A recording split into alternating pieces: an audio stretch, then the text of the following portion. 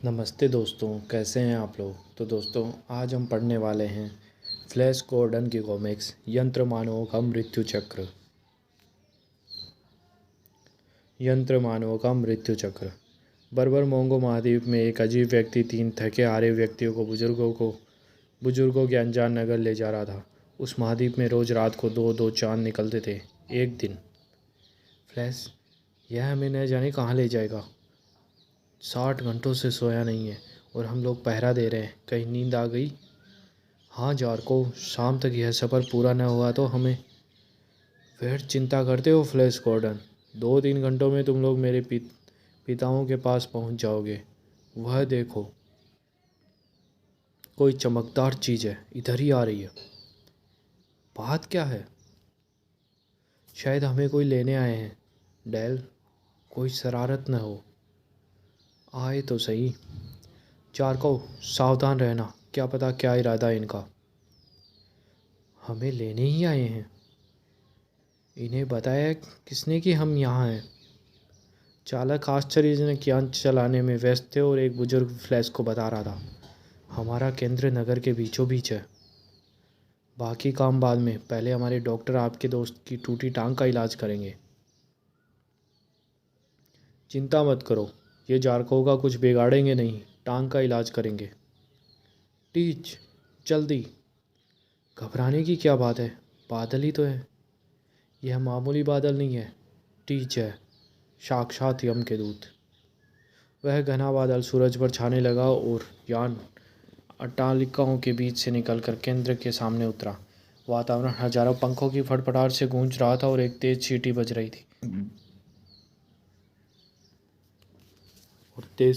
रही थी। अंदर चलो, अंदर जल्दी। लेट जाओ डेल, सर पर ही है। फ्लैश, होशियार, चारों ओर छाए हैं। अचानक एक ओर से कुछ और भी भयानक जीव निकले और अपने भालों से टीच पक्षियों को खदेड़ने लगे। घबराना मत टेल, झुक कर। शुक्र है तुम सलामत आ गए।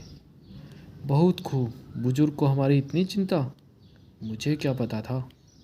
ये कंगारू कैसे हैं और यह तमाशा क्या है? मन साहत के खेल तमाशे नहीं जानते हो तुम? कंगारू खेल तमाशे, यह शब्द हमने नहीं सुने। तुम्हारी परेशानी मैं समझता हूँ, लेकिन सब दूर कर दूंगी। ये पोल हमारे मित्र हैं, हमारे शहर के बाहर खेतों में रहते हैं और तीज पक्षियों से हमारी रक्षा करते हैं। गजब है, लड़ाई के मैदान की जैसी लाशें। घबराइए मत कुमारी जी, यहाँ अंदर किसी तरह का खतरा नहीं। वह स्मारक जैसा क्या है? उसे देखना चाहिए। अंदर चलकर सटक पर्दे पर सारी कार्रवाई देखे। वाह वाह, पहले देखा रोमन सर्कस और अब मानो शाही भस्म। दृश्य बदला खूब है ना डेल? डेल, घबराओ मत, अभी लौट आएगी। आपके लिए कपड़े बदल लीजिए। अब देखो प्रोल लोग कैसे अपने देवता आइबिक्स को भेंट चढ़ाते हैं।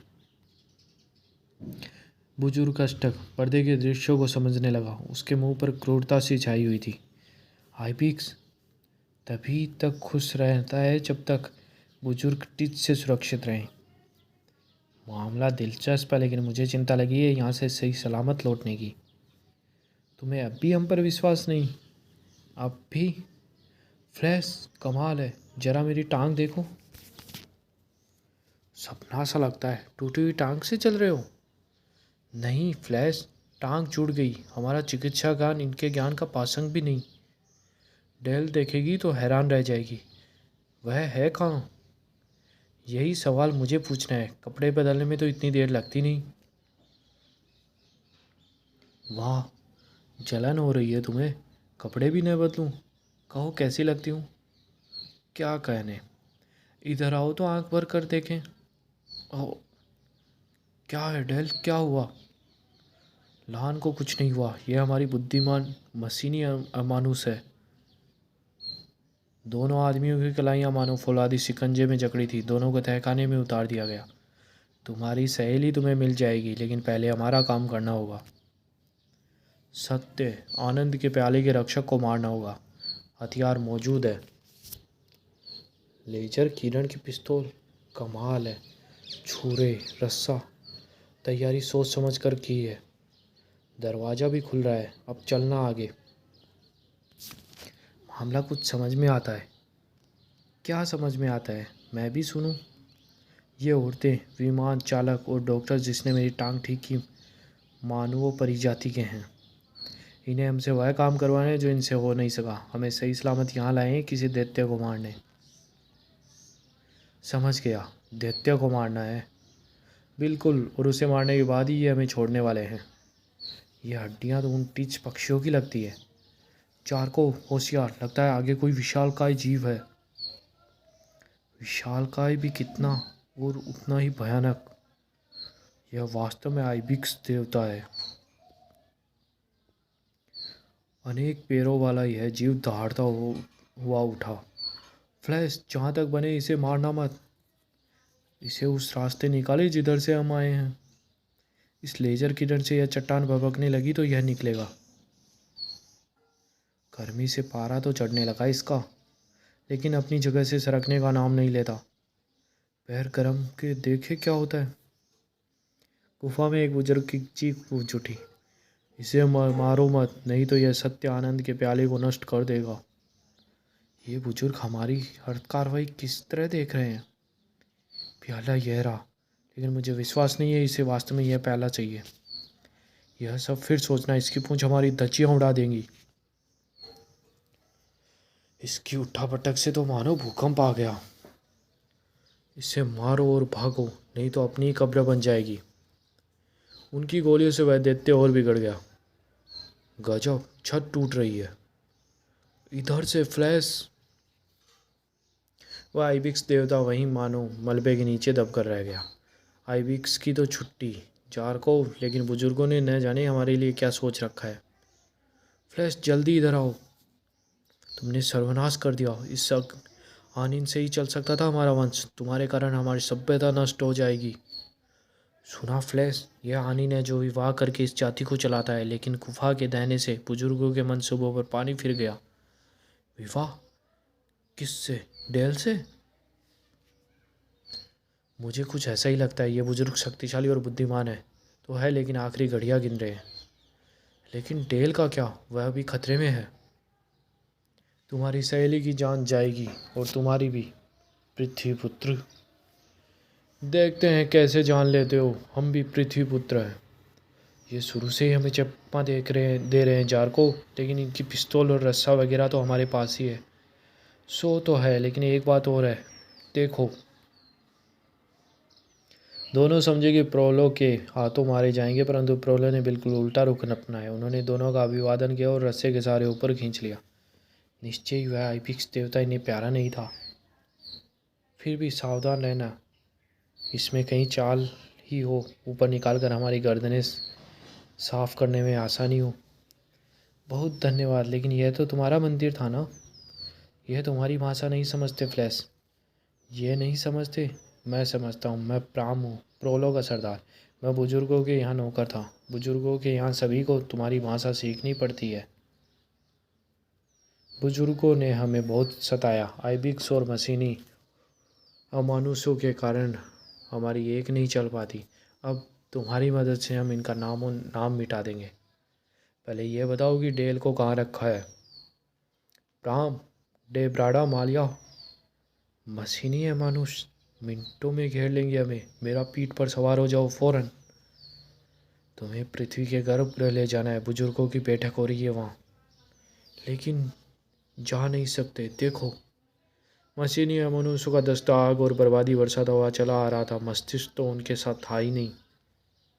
चिंता मत करो, हमें कसकर पकड़े रहो। बुजुर्गों के इन खिलौनों से निपटना हमें आता है। प्रोल लोग कंगारू की तरह आसानी से मछली अमानुष को फांद गए। शाबाश ब्राह्म, दाएं बाएं मुड़ना तो उन्हें आता ही नहीं। मेरे साथी कुछ देर इन्हें अटकाए रखेंगे, तब तक हम मंदिर तक पहुंच जाएंगे। अरे रे रे फ्लैश, दरवाज़ा अपने आप खुलने लगा। माजरा क्या है?